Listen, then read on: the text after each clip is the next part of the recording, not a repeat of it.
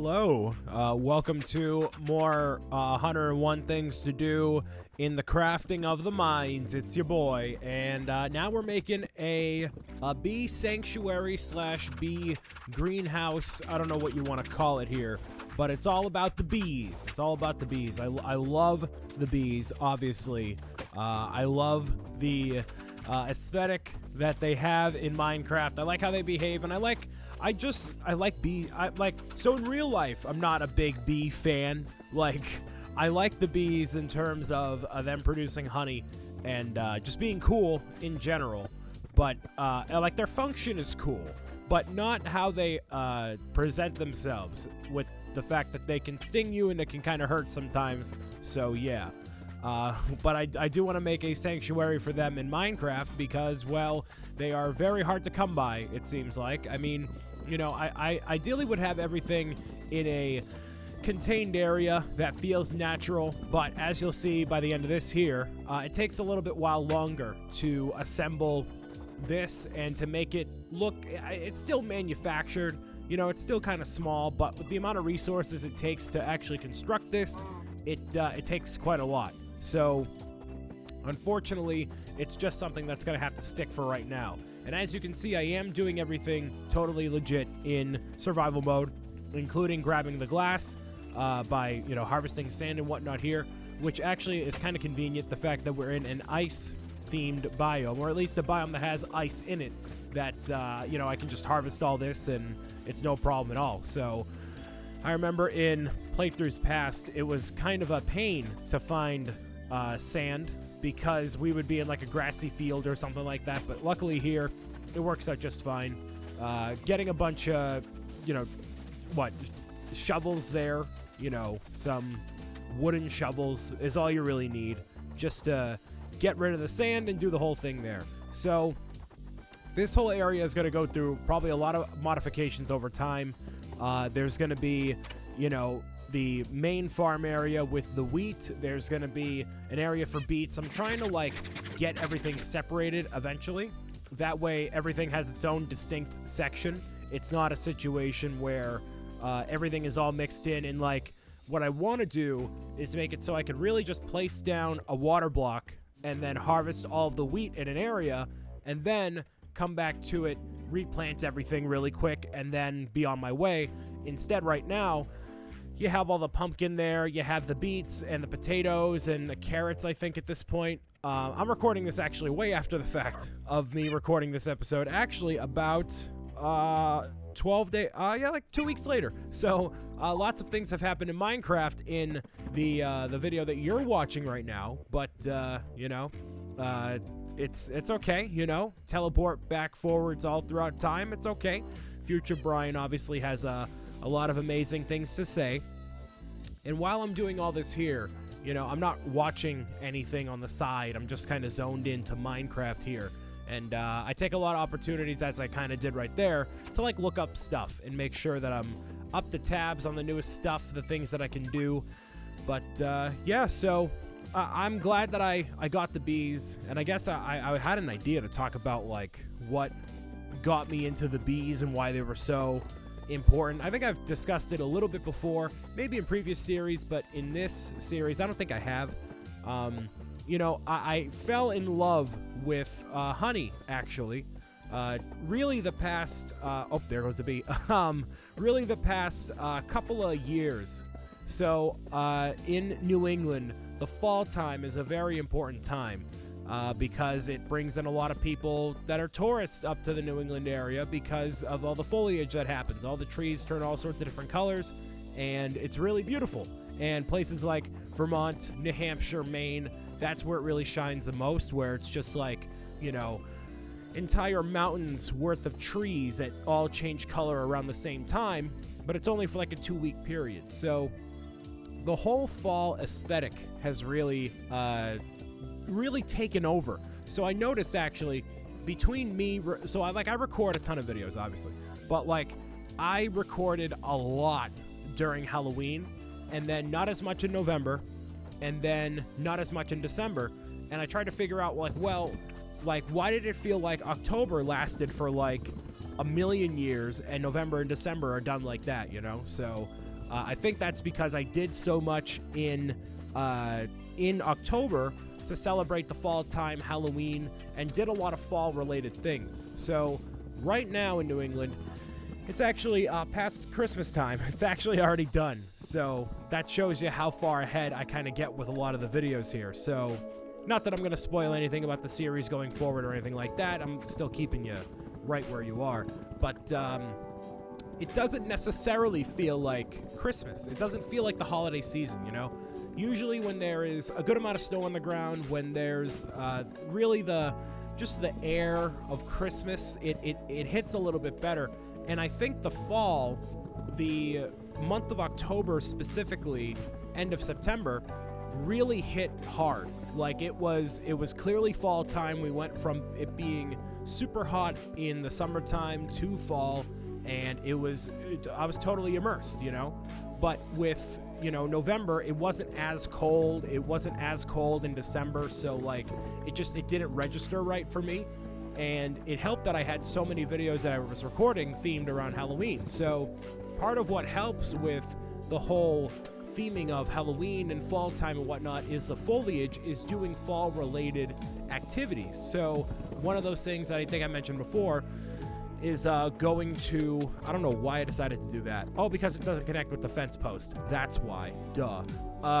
I decided to go to the Topsfield Fair.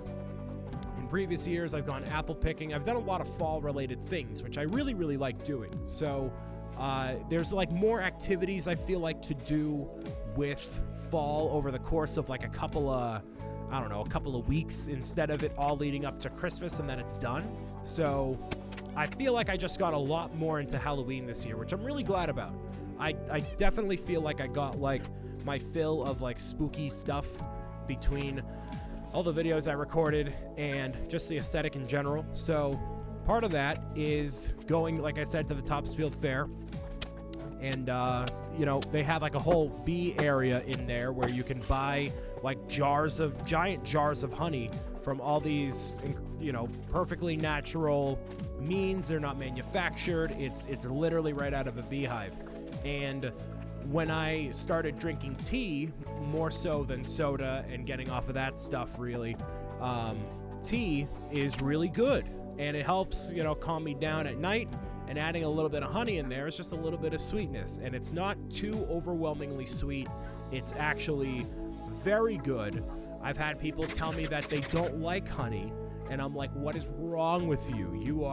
You have the objectively wrong opinion here. Honey is fantastic. It's one of the most delicious, naturally generating sources of food that exists. Like, you don't need to do anything to it. You literally just take it off the honeycomb, boom, you're done. So like nothing, like in an age where we have like, you know, Twinkies and ring dings and all this other, you know, manufactured, like what is this stuff actually made of thing, you know, having bees with honey is really refreshing and really good. So that's why I was so adamant about getting the bees. I know I haven't, like I've talked about it in the series before, but maybe not with as much emphasis, I think. I don't know. Luckily, we have this pickaxe. It's definitely coming in handy. But I've been so, so I've been obsessed about the bees in this series, and I haven't actually found a good place to buy honey except for just very recently during a trip to this place called the Gingerbread Construction Company, where I got some honey in the teddy bear and the whole thing from a beehive, a bee farm in Carlisle, Massachusetts. So I got that there. Not in Carlisle, it's in the town I live in, Wakefield. So yeah, it was very good. And I didn't want to buy it from a store because then, well, that's just basically it's just sugar. It's just like manufactured sugar, and it's kind of gross. So whenever you find actual bee honey that is, you know, authentic, it's not manufactured, it's not out of the store, you got to go to like a farm and get it. That's what I recommend to you. So over here, we're pretty much done with the enclosure here, and I think this is a pretty good amount of space here. We're going to add some details inside of here to make it as homey as I possibly can, and this actually sticks for quite a while here, so obviously this does not work. The height requirement is not there, but where you can't grow an actual tree, you can manufacture one. So that's what we're going to be doing right now is, well, first of all, getting the spruce door on there, then we'll be rocking and rolling. So eventually there's going to be a big greenhouse for the bees and whatnot, but this is just to start for right now. I do not end up multiplying them. I don't know what I talk about after this. You know, whatever they end up talking about, or whatever I end up talking about, is what I talk about, and there you go. So, yeah, it ends up being a pretty cool enclosure. Grab those bees, drag them over there. But that's kind of the vibe I'm going for with this entire series, is I'm trying to make everything look the right way. I'm trying to make everything look good, you know? I don't want it to make it look like, okay, here's just this giant, you know, stone room full of, you know, cows and sheep and chicken. It's like, that's just kind of icky. So, yeah. Hopefully I'm capturing that aesthetic pretty well. I want to make this eventually big enough that I can actually grow a tree in here. And even though this is technically indoors, it still makes the trees look like they're made out of snow, or at least there's snow on them. So, yeah. And I also wanted to make it so I could actually take the campfire, put it underneath there, and get the honeycomb and the honey out of there. So I end up putting one of the beehives on the stump. Don't do that, because then you can't actually put the fire underneath there. Beehives do float in the air, so you can just leave them there, but I want to make it all look good. So, yeah, we're just grabbing the rest of the stuff here, making sure everything looks all good. And then the past version of me, the inferior version of me, because obviously the best version of me is now, post-Christmas Brian, will have quite a few words to have with you, or have quite a few words to say with you pertaining to whatever you know you want to talk about. Put some sunflowers in here, put some daisies, I don't know, whatever. The sunflowers do face the sun, by the way. Pretty cool detail. So there you go. Alrighty, so as you may have noticed while I was constructing this thing, I found that stray bee and I popped him inside of here, and now the moment that I've been waiting for like 3 hours of playing this series and doing these videos, just literally putting the beehives over here. So I don't know if these are full. I'm assuming they are. One is going to go right here. The other one is going to go in the tree right here. So the bee popped into there, which is cool. So none of the bees are out right now, which, yeah, there could be none. I'm going to lead the other bees toward here and kind of wrangle them up. I hear them, though. I hear one, at least. So we'll see how well this goes. But I think this is a pretty cool enclosure for the bees here. Ideally, this sort of thing here, like having a specific area for this mob, is what I want to do with all the animals. I want to have like a section for like the polar bears, and then if they added penguins into Minecraft, forget about it. You'd never see me again. I'd be so invested in actually getting the penguins that I wouldn't actually record anything. But for everything, pretty much, I want to get like a little sanctuary for everything. So this is very small compared to what I want to do long term, but I think this is a very good start for what I want to do. So provided this is just the one bee here, you know, he can pollinate all sorts of stuff here, but then I can grab the other ones as well. So we'll see how well this goes here. This I will show on camera because, hey, we'll see if it actually ends up being interesting or not. So luckily, that one bee is a stray. Apparently, the value, the quote-unquote value for a beehive, which means that if there is data inside of it, meaning like there's like, you know, bees inside of there, is still valid. So like there should be bees in there. So there's 3 bees inside of here. I'm going to take this one, hopefully, maybe. Unless they all escape. I don't know. They could. Wait, hold on. Nope, I got the lead here. So we'll try this again. You come here. Nice. You come here. Wait. Where'd he go? Where'd he go? Where'd he go? Bee. Where'd he go? Did he just disappear? Hello? Is he still inside of here? Okay. Let's grab you. Okay. You stay. All right, so I got 1. All we need is 2, honestly. All we need is 2. But the fact that they kind of float around here is great. And that's like, fine. So that one bee that was there. Like, it's been a stray bee for a while, so it kind of just floated over here, and it actually popped. I don't know if you noticed it or not. It popped into that that greenhouse right there. So, you know, who's to say there wouldn't be more bees that show up eventually? I don't really know. So, hey, we got the 2 here. So let's go, buddy bee.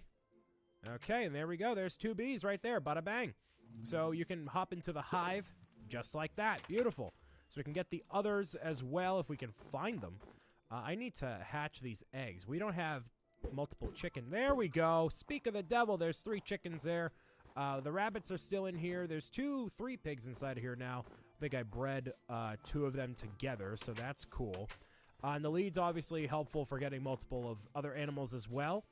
The last thing I'll probably get for a mob to, you know, find is like a polar bear, because the polar bears are probably, they need the biggest enclosure, I feel like. So that'll be what I do long term. Let's see if these bees are anywhere. Yes, they are. Hello. You. I have a home for you. Follow me. Follow me, bee. You know, now I feel very content with the whole excursion, the whole process here. I feel genuinely kind of happy that I have the bees and I can finally just have them be safe. You don't need to keep them in an enclosure like that. You don't need to do that. Like, as long as there are, like, other stuff around, like, you know, like this sort of stuff, they'll float around here and pollinate this, but if they have a hive that they can go into, that's even better. So I'm very thankful that it just all worked out this way. There we go. There's 3 bees right there. Bada bang. So now you can pollinate all these flowers here. Ideally, there's going to be a big, massive field, and it's going to have a dome-type feel to it. So this is a relatively decent dome. It's like a square dome. It's like a cube, so not quite a dome. But yeah, so then the last thing I'll show you is how to get the honey out of there, because that is a thing you can obviously do. Let me look up just so I can see it again. A campfire is coal, and then sticks, and then stripped wood here. So stripped wood you can make out of this wood. Oh, actually, no, it's out of this. I'm sorry. So if you right-click on this, that's how you get stripped wood, like that, which is basically, you know, like if you go out camping, right, or if you are at a cottage in New Hampshire or whatever, you have the wood that falls off of trees and whatnot. That is standard wood as if you would find it like this. But the type of wood that you would find at the gas station that is made specifically for firewood, that's more like what stripped wood actually is. So if you can kind of equate it to be that if you really wanted to. So let's go grab this. Maybe 2 more, I think. Let's see. We have what? 2 pieces of strip. I need another piece here, so I'm going to pop this down here, and then do this, then boom, we're good. Okay, and then we should be good. Bang. Okay, so campfire right here. The campfire, we cannot, like, harvest. Oh, I can harvest it with Silk Touch. Duh. This thing right here. So I can harvest the actual campfire. So what I could, in theory, do is leave the campfire outside of the enclosure, and then whenever I want to smoke out the entire thing, I can get the honey that way. I also need to make some glass bottles, which I believe I can do right from here, because I got plenty of stuff. Yes, I can. Beautiful. Excellent. Okay, so, oh, we need shears as well. Do we have shears on us? No, we don't. Okay, so I got the shears. Now, the shears allow you to harvest honeycomb, which is a thing that you can do with the bees here. So, let's, in theory, let's say, this one right here. So let me get rid of this real quick. And it's going to float in the air. You're fine, right? So in here, there's all sorts of bees inside of here. This smokes it out. That way, they're not going to attack you if you go inside of there. So if I right-click on here, that's some honeycomb just like that. We're going to get rid of the thing right there. The honeycomb, I believe, is edible as well. Let me see. I can't eat it right now if I wanted to, but okay. And inside of here, there's nothing. So eventually, you will... I'll harvest this real quick. You can either harvest the honey or you can harvest the honeycomb out of it, it seems like. So I'd rather go with... Probably the honeycomb is probably worth more, so I would rather do that.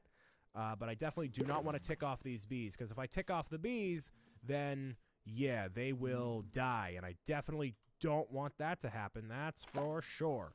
So, bees, we're going to mate real quick. If there's any other ones in here that want to pop out of here, that'd be great. There we go. Where are you? Where are you at? I just heard you. There we go. Nice. And then the two bees, the bees and the bees.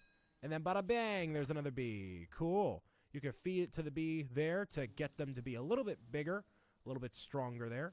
Can't feed the bees the honeycomb.